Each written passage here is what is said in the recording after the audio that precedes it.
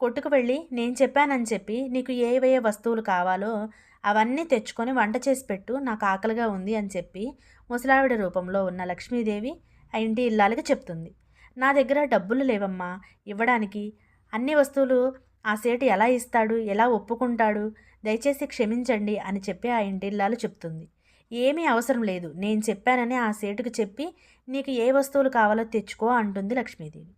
ఇక ఇల్లాలు వెళ్ళి సామాన్లు అన్నీ తీసుకొని అదిగో మా ఇంటి అరుగు ముందు కూర్చున్న పెద్దావిడ నన్ను పంపించారు అని ఆ షాప్లో ఉన్న సేటుకు చెప్తుంది. సేటు ఏమీ మాట్లాడకుండా ఆ ఇంటి ఇల్లాలకు సరుకులు అన్నీ ఇచ్చి పంపిస్తాడు. ఇక దారంతా కూడా ఆలోచించుకుంటూ వస్తుంది. ఎవరు ఈ పెద్దావిడ, ఒక్క మాట చెప్పగానే సేటు డబ్బులు అడగకుండా ఇన్ని సరుకులు ఇచ్చాడు అని ఆలోచించుకుంటూ ఇంటికి వచ్చి, అమ్మ మీరు ఎవరు, అసలు మీ గురించి చెప్పగానే సేటు డబ్బులు అడగకుండా ఇన్ని సరుకులు ఎలా ఇచ్చాడు, అసలు మీరు ఎవరమ్మా అని అడుగుతుంది ఆ ఇల్లాలు.